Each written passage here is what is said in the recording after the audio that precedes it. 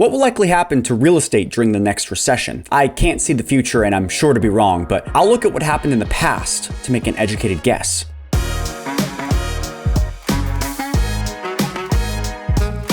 This is On the Market, and I'm your host, Austin Wolff. Now, first, I want to dive into the three different types of recessions. Now, at the cost of oversimplification, we can group recessions into three different categories. Number one, tightening monetary policy. Now, we saw this in the 1970s, the 1980s, and possibly the near future, or even today. We'll get to that in a minute. Number two, a bubble that pops, such as the dot-com and housing bubble in the 2000s. Or number three, a shock, such as a war or a pandemic. Now, let's talk about recession type number one, tightening monetary policy. Now, it appears that when a recession is caused by tightening monetary policy, such as hiking interest rates to cool inflation, which then slows the economy and can cause a recession, home buying demand cools or drops, which usually affects real estate first. And then once the Fed drops rates, home buying demand usually increases. And so real estate is usually the first to recover. In these recessions, real estate could be called a first in, first out asset. One can make the argument that the economic environment we are in today is one constrained by tightening monetary policy, even though interest rates are at historical averages, not historical highs. Okay, let's talk about recession type number two, a bubble pop. Now, if a recession occurs due to a speculation bubble popping, the industry and the stock market usually suffer first before real estate. So one example is the railroad crash of 1873, which involved a railroad stock bubble, or the dot-com bubble of 2000, 2001, and the Great Recession of 2008, which I already covered.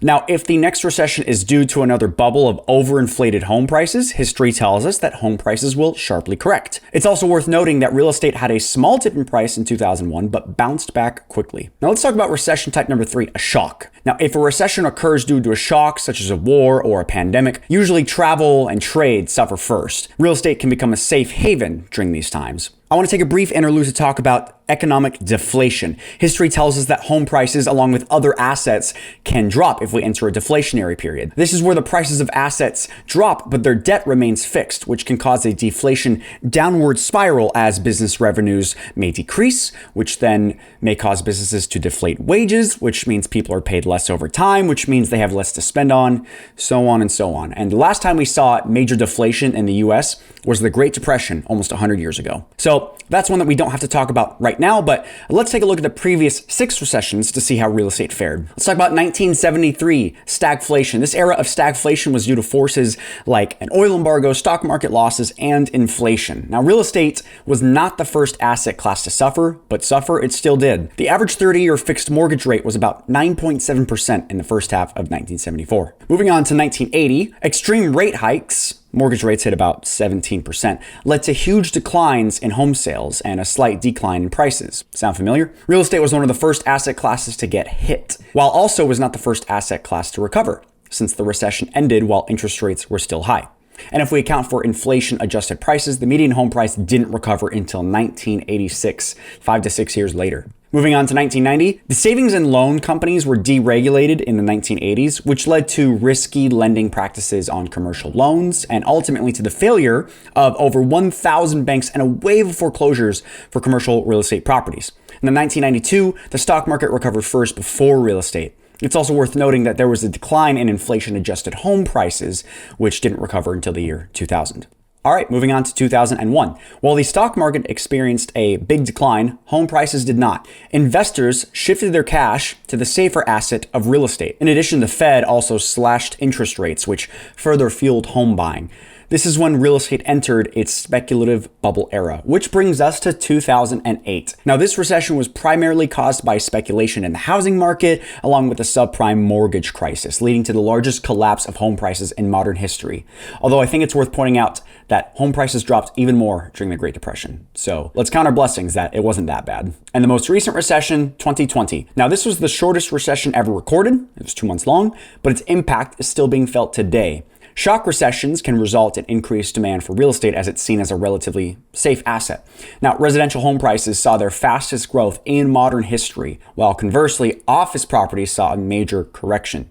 Interest rates hiked, which caused a lock-in effect for existing homeowners not wanting to sell and buy a new property with higher rates. Now, this has led to lower housing inventory for sale, keeping prices elevated. So let's talk about real estate and the next recession. Monetary tightening, bubbles, or shocks appear to be the primary causes of recessions. So what about the next one? The tightening monetary policy we saw from 2022 to 2024, and you might even consider today, has so far limited inflation and not caused a recession by the formal definition. People would call this a successful soft landing as of the time of me recording this.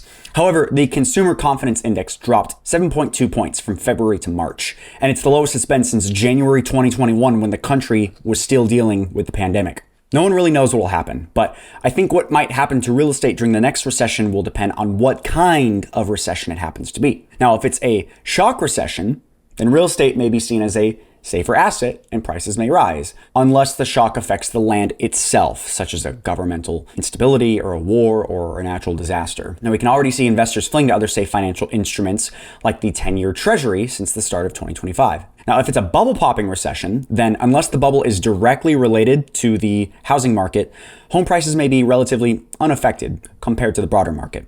Now, I don't think the housing market is in any kind of bubble. The majority of homeowners, they have low mortgage rates, they have high equity. Lending practices are also much more strict than they were pre-2008. To qualify for a home loan, you really do need to be able to afford a mortgage first. If there is such a bubble that currently exists, it might be the stock market, which currently has the third highest cyclically adjusted price to earnings ratio, CAPE ratio, in the past 100 years. This could suggest the stock market is overvalued and due for a correction. But again, this is data on the stock market, not the housing market. For what it's worth, I think this is the most likely correction we'll see in the near future. And if the recession is related to monetary policy, home price growth may stall or briefly decline before bouncing back after the recession ends.